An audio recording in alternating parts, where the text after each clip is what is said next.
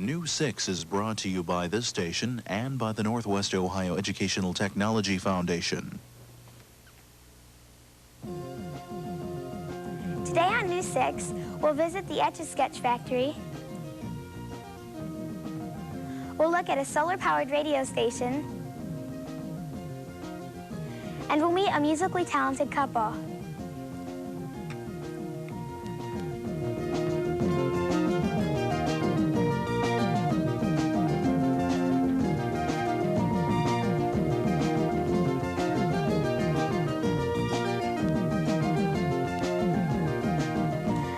Welcome back to News 6.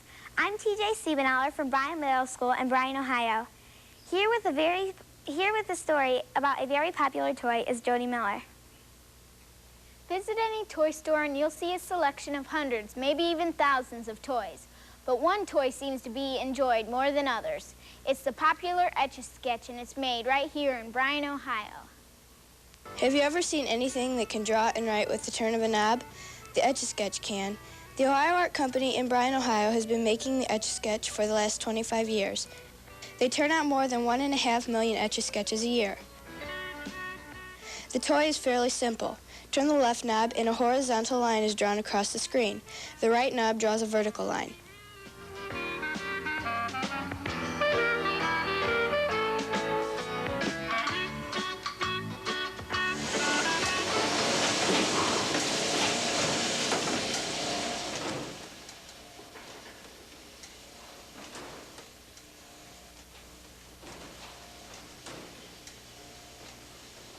In this area, the girls are putting on the nylon cord and the cross wires which control the pointer. This is what makes the Etch-a-Sketch operate. We'll now move on to the next area where the aluminum powder and the plastic beads are assembled.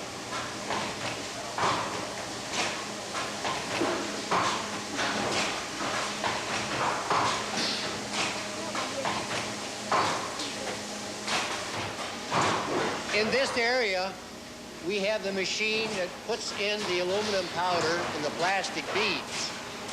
The plastic beads help distribute the aluminum powder on the glass. We'll now move over to the area where the glass is assembled to the unit.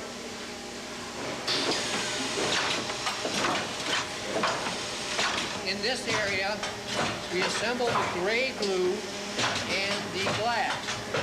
Then we put on a Mylar shield on top of the glass so that if the glass gets broken, no child will get cut or injured. Then we put on the red front. It goes down the conveyor belt under pressure until the glue dries. Video games and fancy toys come and go, but the Etch-a-Sketch is one of those classic toys that will last as long as there are kids.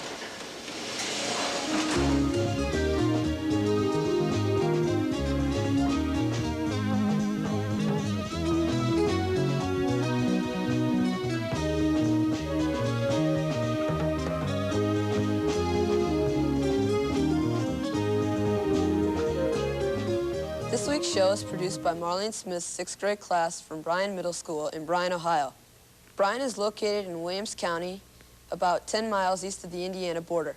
The town was founded in 1840 and its present population is around 8,800 people. Now here's April Chafee with a very bright story. Can you name some famous firsts? The Wright brothers were the first to fly an airplane, Neil Armstrong was the first man on the moon, and WQCT, a radio station in Bryan, was the first solar-powered radio station in the world. That's John Conley with the old school. We're at 12 minutes away from 2 o'clock here at the home of the cult, WQCT in Bryan, Ohio, the world's only solar-powered radio station. The world's first solar-powered radio station is located in Bryan. WQCT-AM was converted to solar power almost 7 years ago. Back then, the United States was in the middle of an energy crisis, and people were afraid of running out of energy. How was the radio station originally powered? Originally, the AM station was powered from Toledo Edison, from our utility company. Of course, the FM station still is. The Massachusetts Institute of Technology chose WQCT to be the station to convert to solar power. It took MIT engineers about 6 months to complete the construction, to install the panels, and to make the necessary transformation so that our AM transmitter could be solar powered. Behind the radio station, there are 100 solar panels. Each panel has 30 small cells called photovoltaic cells. Photovoltaic means converting light into energy. When the sun strikes the cells, it generates electricity. And so this was an experiment done by the Department of Energy. However, MIT, Massachusetts Institute of Technology, was engaged as the agency to conduct the experiment. And we had to do some things also. We had to install the area for the photovoltaic cells. We had to construct a solar building here to house our solar equipment. Conversion has brought the station a lot of publicity, which gives WQCT a bright, sunny future.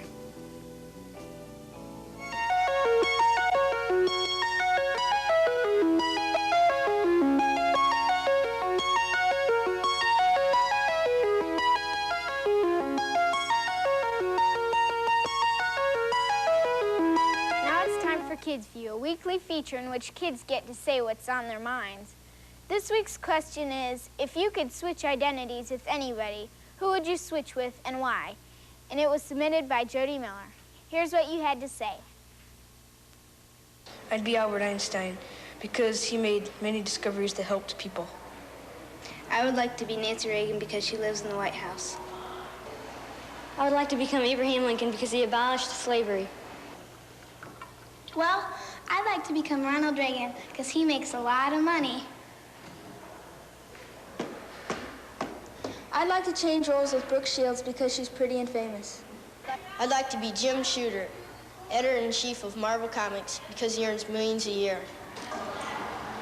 I'd like to change identities with Christy Brinkley because she's a famous model. I'd like to become Eleanor Roosevelt because she enjoyed helping people. Music is an important part of many people's lives. Few are able to master one musical instrument, but John and Fritzie Hartman are able to play many. How many? Together, John and Fritzie can play over 40 instruments.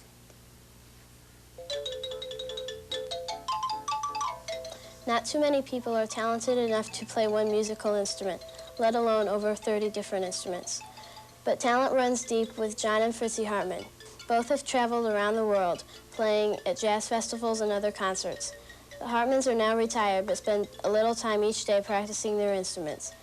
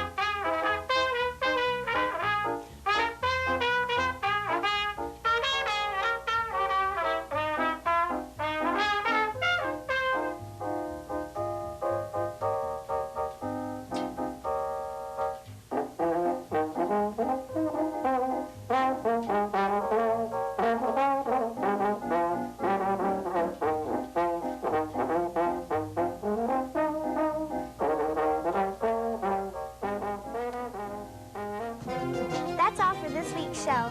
We hope to see you next week on News 6.